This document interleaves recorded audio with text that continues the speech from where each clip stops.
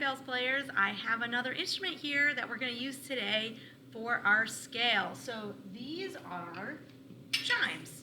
Okay, I'll show you, I'll aim the camera down and show you the bottom because it has a pedal that you use with your foot like a piano. So if I hit a note with the pedal down, it rings. If I put the pedal up, it should stop so that it doesn't ring forever. Now sometimes you want it to ring forever. But, yeah, let me show you the top. So I have special mallets. They're actually called chime hammers. And these are plastic, very, very heavy plastic on one side. And then I'll flip them around.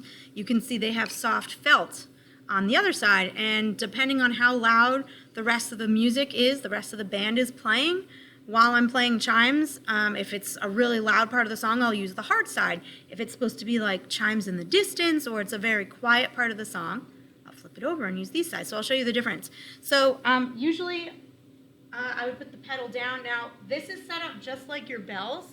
You have your top row and your bottom row. There are far fewer notes than you have on bells. This is an octave plus 4 notes, and I can't even play a 1-octave B flat scale because it doesn't have enough. Like here's B flat, C, D, E flat, F, and it doesn't have any more, and it doesn't have a low B flat. I go backwards, B flat, A, G, F, E flat, D, C. Oh no, I ran out. Okay, so I can't play the B flat scale with you, but we are going to play the C minor scale together. But let me let you take a listen. So this sounds, to me, it sounds just like a chime, like a church bell.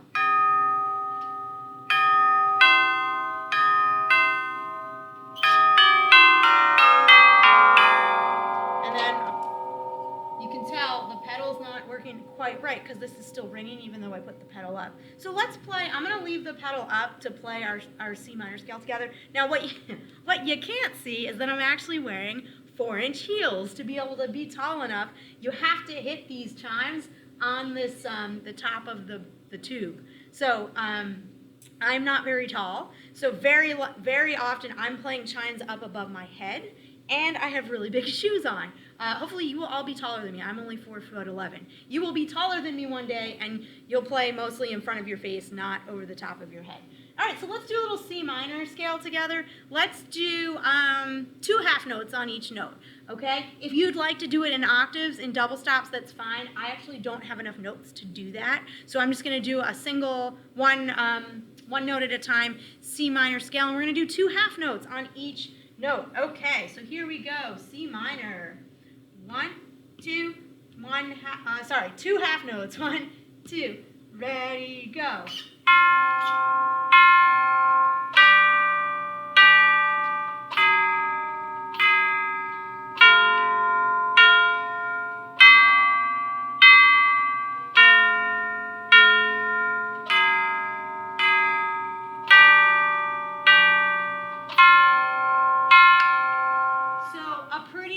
Sounding instrument. You would never have one of these at your house. This is always something they'll be at school for you to play, and certain songs have a chime part. So it's called chimes or tubular bells. I do think they have a set at each middle school, so if you're playing percussion next year at MMS or SOMS, you will get a chance to play chimes.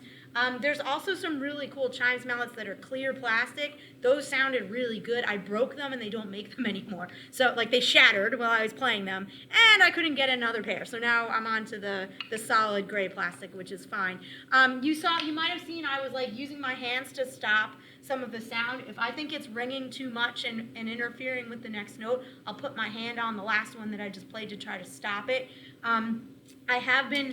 I've had to do some recording sessions with these, and actually had to have a second person with a blanket standing next to me because I think the end of the song, I'll show you, it was something crazy where it says hit, it's supposed to sound like church bells, so it's like hit every note as fast as you can until they go like this at the end, and then it has to be silent. And even the pedal can't stop that from ringing. So my friend stood next to the chimes with a blanket, and as soon as the song was over, we would throw the blanket over the chimes to cut off the sound. So it's kind of a silly instrument, but it has a really cool sound. So we were doing this. Let's see.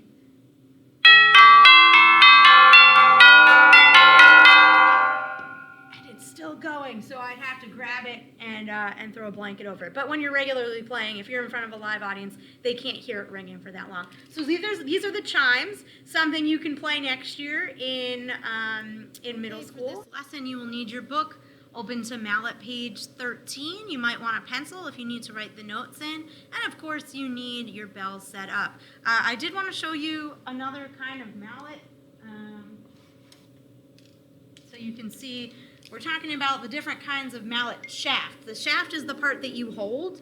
So there's two different kinds of shafts. And you can try to figure out what kind you have. Most of you probably have just plain plastic, like it's black or gray plastic. It's pretty bendy. And that's just the mallets that come with your bells. This is a different, and I know a couple of you have this kind. This is called birch. Birch does not bend at all. So this, I like to use birch. This one just happens to have a white fluffy top. I like to use birch on marimba, sometimes on bells, but I prefer to use this on marimba. And that's pretty much it. So this is birch. And then another kind of mallet that you can have is it looks like wood, but it's actually coated in plastic, and this is called rattan.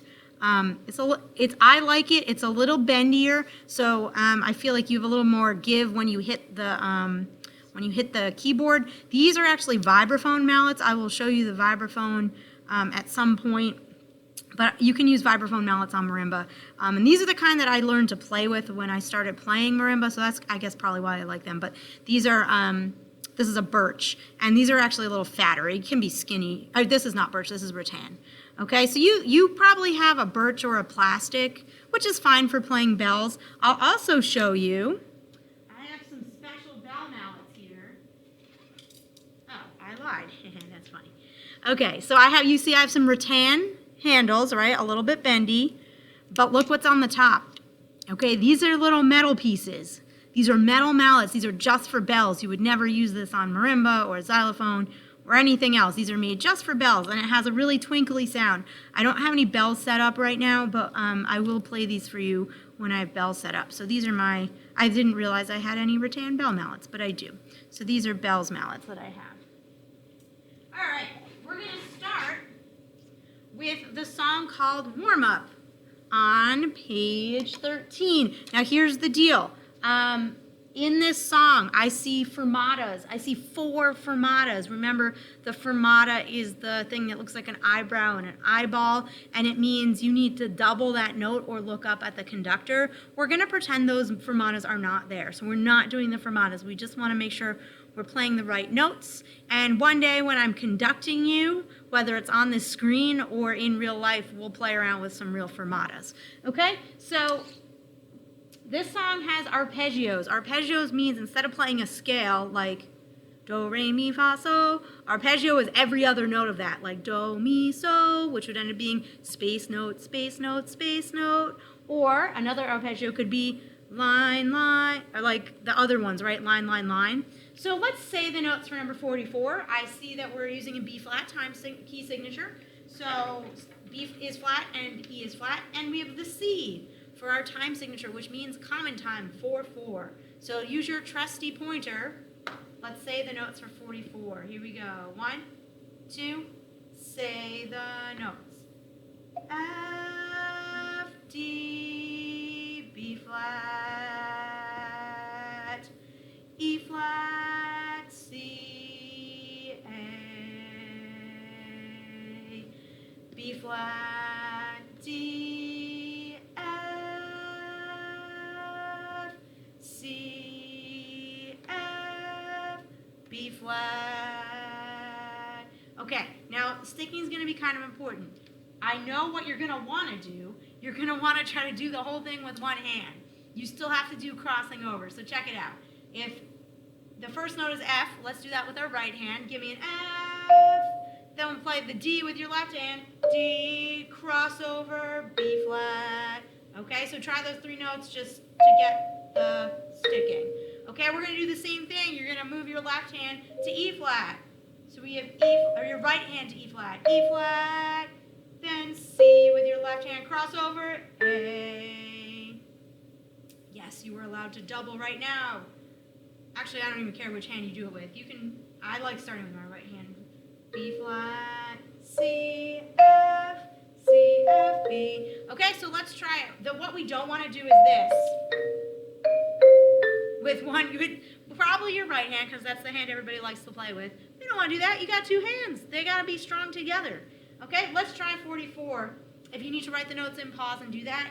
I'm going to start with my right hand over F and my left hand over D. Here we go. We're tapping our feet, right? 1, 2, ready, go. F, D, crossover, B flat. Set your hands up to B flat.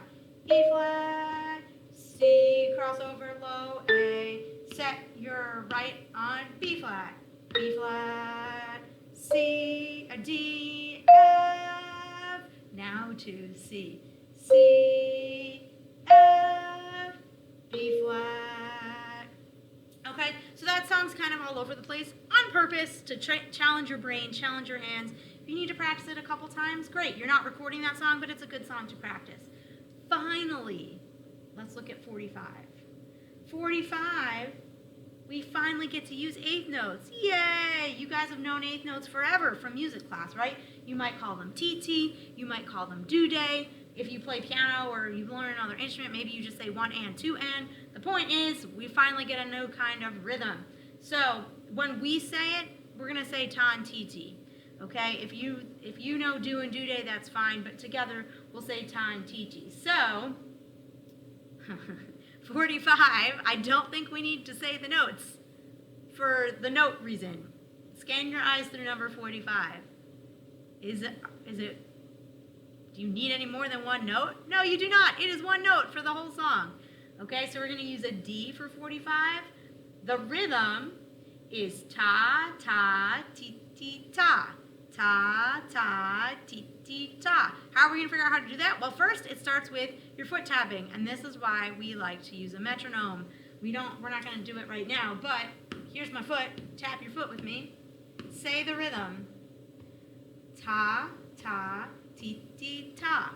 Ta, ta, ti, ti, ta. Notice that my foot is not going ti-ti. When I say the word ti-ti, my foot always does ta. If I say nothing, my foot always just taps. Your foot's actually tapping on the top. Now, whatever you do with your sticks after that, it doesn't matter. Your foot always does this. And your foot's actually already doing TT by going down, up, down, up, down, up, down, up, T, T, T, T. So the same way your foot's going down, up, when we do TT with our sticks, we don't go TT. It's got to go with the T, T, T, T, T, T. Okay? So let's try it. Find your D. We're going to do alternate sticking here. That means we go right, left, right, and we're going to always start on your right hand. So ta, ta, ti, ti, ta, ta, ta, ti, ti, ta. Let's do it for real. Interesting that it says to clap the bottom line. In number 45, you don't need to do that. Why? Your foot's actually already tapping that by just tapping the beat. Your foot's already doing that part. So technically you're doing two parts at once.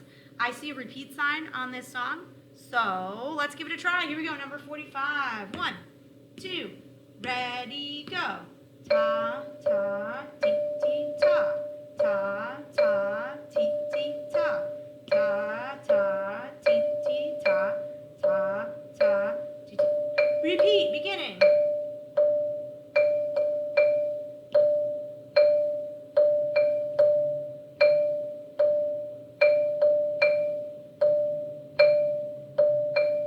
Awesome. I hope you didn't have to write the notes in for that song. It's literally one note for the whole song. This is one of those songs where you really want to try to only look at the music. Don't look at your hands unless you hear yourself playing a wrong note. You look down, fix your hands, and look back up at the music so you don't get lost with your eyes. Okay? You are going to record number 46 for me. I actually think this song only has 4 notes in it. It doesn't have E flat, it doesn't have A, it doesn't have G. Okay, so easy notes, but it's got that TT rhythm in it. And there's a repeat sign, so don't cheap out and only play it once. You need to play it twice. Of course, you can write the notes in before you record it. Make sure you practice it for me before you record it. And I will also leave you the play-along tracks for 45, eighth note encounter, and 46. If you want to play your song along to the play along track while you're recording, that'd be great. I'd love to hear you playing with the track. All right, so happy practicing, and I can't wait to hear your videos.